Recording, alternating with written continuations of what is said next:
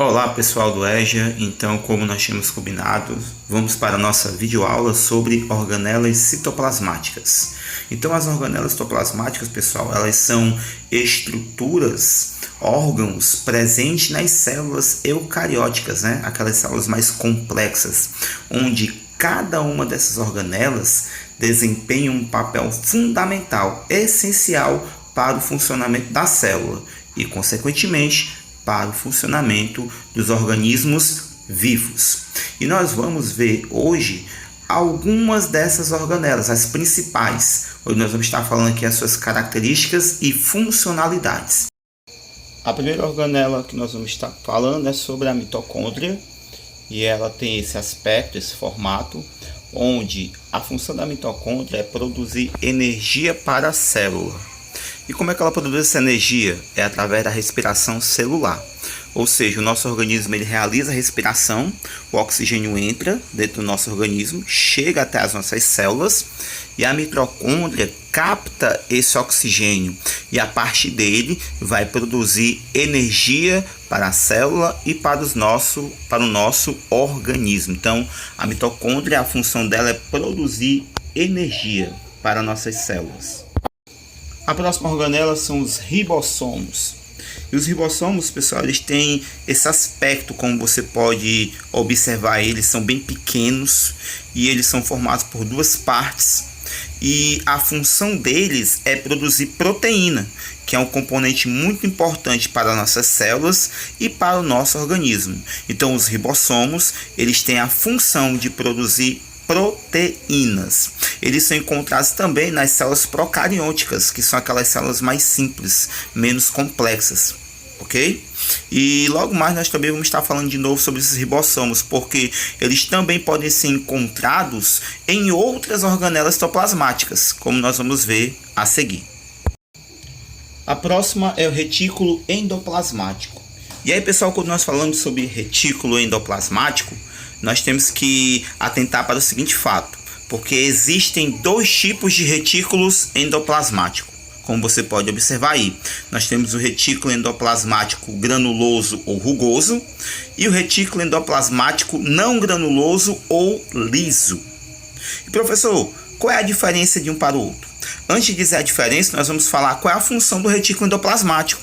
E o retículo endoplasmático, eles são canais que transportam substâncias nutritivas através do citoplasma até o complexo de Golgi.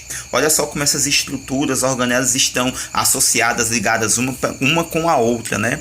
O retículo endoplasmático transporta substâncias até o complexo de Golgi, ou complexo golgiense, que é outra organela que nós vamos ver já já. Mas a função do retículo endoplasmático é esse, transporte de substâncias. E como você pode observar, nós temos dois tipos, o rugoso e o liso, o granuloso e o não granuloso. E qual é a diferença de um para outro? O retículo endoplasmático granuloso ou rugoso é aquele que na sua superfície nós podemos encontrar aderidos ribossomos. Nós já aprendemos o que são os ribossomos, né? São organelas responsáveis pela produção de proteínas. Então, o retículo endoplasmático granuloso, ele, além de fazer esse transporte, ele também vai produzir proteínas. Por quê? Por causa dos ribossomos que estão aderidos, ligados à sua superfície. E nós aprendemos que a função dos ribossomos é produção de proteínas. Então, o retículo endoplasmático rugoso recebe esse nome por causa dos ribossomos que estão aderidos, ligados à sua superfície. Já o retículo endoplasmático liso, esse não. Como você pode observar, não tem nenhuma substância, nenhuma organela aderida à sua superfície. Tá bom? Então, essa é a diferença entre o retículo endoplasmático granuloso ou rugoso e o retículo endoplasmático não granuloso ou liso. Agora nós vamos falar sobre os lisossomos. E os lisossomos, ele tem esse aspecto aí, né, bem interessante, onde eles são organelas responsáveis pela digestão intracelular, ou seja, eles realizam a digestão dentro da célula. Eles são responsáveis por digerir as substâncias que entram dentro das células. Digestão intracelular, digerir, absorver as substâncias que entram para dentro da célula. Onde? aquilo que é digerido pelo lisossomo, uma parte é aproveitada pela célula. E aquilo que não é aproveitado pela célula, o lisossomo elimina.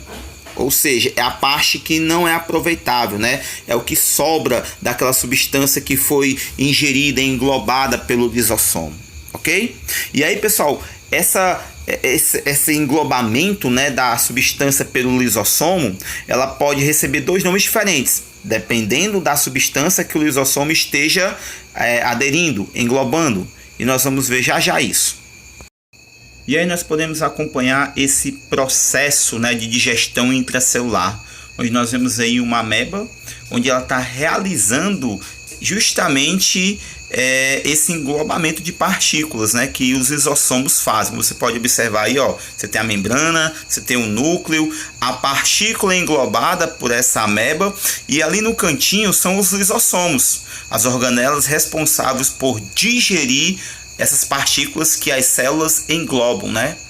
Aí quando o lisossomo cerca essa partícula, forma aí um vacúolo digestivo, uma bolsa.